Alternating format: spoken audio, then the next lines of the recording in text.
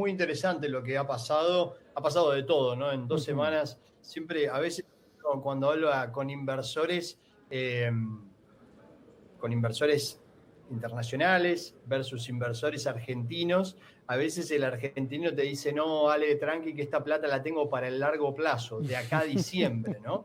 Para entender el time Claro, frame que manejamos, claro. ¿no? Lo que en Es otro como país que el serían largo 5 plazo, años, por lo menos 10 10 años. Claro. años, claro, 10 años, acá es de acá a diciembre, ¿no? En 2 semanas pasa de todo en nuestro país.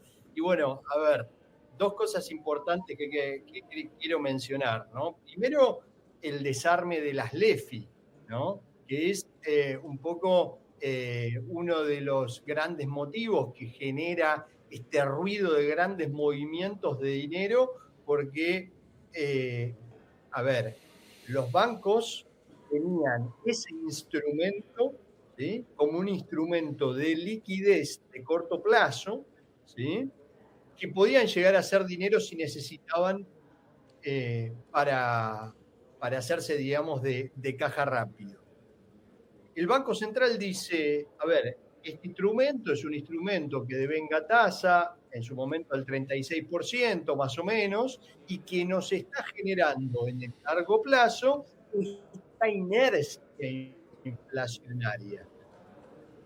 Recordemos que teníamos 18 billones de pesos en LEFI, con una base monetaria ampliada total de 53 billones. ¿Sí?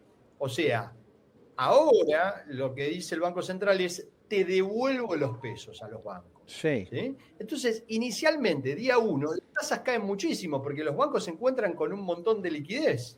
¿Sí?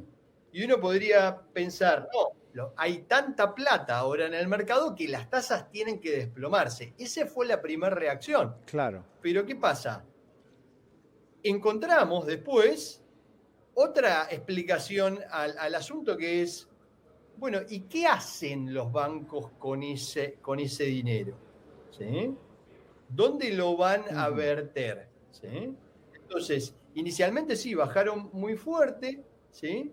Pero luego apareció el Tesoro haciendo una emisión para absorber eso, aparecieron pases, digamos, una ventanilla de pases momentánea que abrió el Banco Central, se absorbió ese dinero y de pronto los bancos se encontraron con que algunos necesitaban hacerse de caja en el corto plazo y ya no tenían las LEFI. ¿Sí? Entonces, el único instrumento que quedó en el mercado para hacerse rápidamente de caja es la caución. ¿Sí? Entonces, la caución de pronto voló por el aire porque la dimensión del mercado bancario es N veces la dimensión del mercado de capitales, ¿sí? A No, través del está mercado de claro. Ahora caución. digo, este desorden que generó ese escenario de la salida de las LEFI, digo, en lo que hace a las tasas, hoy las tasas están claramente más altas, en algunos casos más de 10 puntos por encima de lo que estaban antes de este episodio. Pero digo, esto implica que ya hay un nuevo piso para las tasas y que por el momento no va a modificarse, mientras que termina de resolverse el manejo de toda esta liquidez, mientras termina de resolverse la próxima licitación de bonos del Tesoro. Digo, ahora hay que esperar que las tasas estén en este nivel. No estoy tan Ajá. seguro, no estoy tan A ver. seguro. Creo que acá hay un balance que hay que ver entre expectativas de devaluación y estructura de tasas en nuestro país. Argentina está aprendiendo a flotar y obviamente estos cambios de pronto bruscos en el mercado, ¿no? Reacomodamientos de dónde está, digamos, puesta, en qué canasta está puesta la plata, generan momentáneamente. Te escucho perfecto, Ahí ¿estamos está. ahí? Retomamos el contacto entonces. Entonces te decía que yo creo que es momentáneo el tema Bien. de, es un reacomodamiento del mercado y también hay que entender, hoy el dólar más o menos 1.260, 1.270, ¿sí? Si vos le sumás eso, una tasa de un 50% que hoy podés llegar a conseguir en algunas letras más largas, en LEFI, perdón, LEFI, LECAPS, ¿sí? O BONCAPS, creo que es un momento para aprovechar y volver a los pesos. Hace unas semanas atrás, JP Morgan salió de los pesos con tasas muy bajas y dólar muy bajo. Hoy creo que si tuviera que sacar un nuevo informe, ya con tasas más cercanas al 50 y un dólar que subió cerca de 100 pesos desde entonces, ya me parece que se empieza a equilibrar de vuelta hacia el carry trade el escenario, ¿no? Bien, con lo cual no compras el informe de JP Morgan. El informe sí tiene un buen timing, pero pasó ya hace 3 semanas y como dijimos recién, Argentina eso ya es hace 10 años prácticamente escribieron ese informe. De acuerdo. Con este escenario, ¿qué estás viendo en cuanto a los bonos en dólares y al riesgo país? ¿Por qué el riesgo país sigue tan firme y por qué los bonos en dólares no despegan? Bueno, ahí yo creo que hay un tema que está muy vinculado al escenario electoral. Estamos en un periodo en el cual hay incertidumbre de cómo va a ser esta elección, si finalmente el gobierno va a lograr tener unas mayorías como para poder establecer, digamos, los cambios o reformas de largo plazo. Me parece que también son oportunidades para aprovechar. El gobierno ha mostrado voluntad de pago, ha mostrado que tiene caja para pagar, ¿sí? Y el mundo lo ha apoyado, ¿sí? Fíjate que entraron cerca de 14.000 millones de dólares en los últimos 3 meses en la Argentina, producto de organismos internacionales de crédito que están financiando este puente donde, recordemos, la soja está históricamente baja, ¿sí?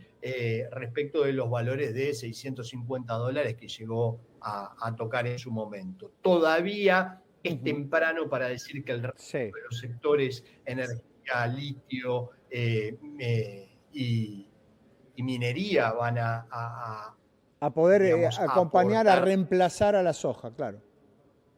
Sí, pero eso va a ir sucediendo gradualmente en los próximos años. Lo importante es que hoy, por lo menos, Argentina tiene el apoyo del mundo para sortear este momento de soja baja. Bien, de acuerdo.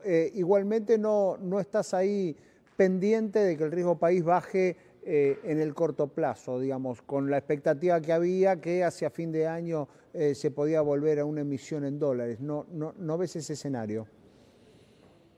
Yo veo que independientemente de que el riesgo país pueda, por lo menos hasta octubre, mantenerse en estos niveles, en septiembre la Fed va a empezar a bajar la tasa, seguramente. Septiembre, diciembre se esperan 2 bajas de tasas y ahí ya tenés medio punto de caída, digamos, en las tires que vos necesitarías para colocar. Que una TIR del 13% no es del todo atractiva.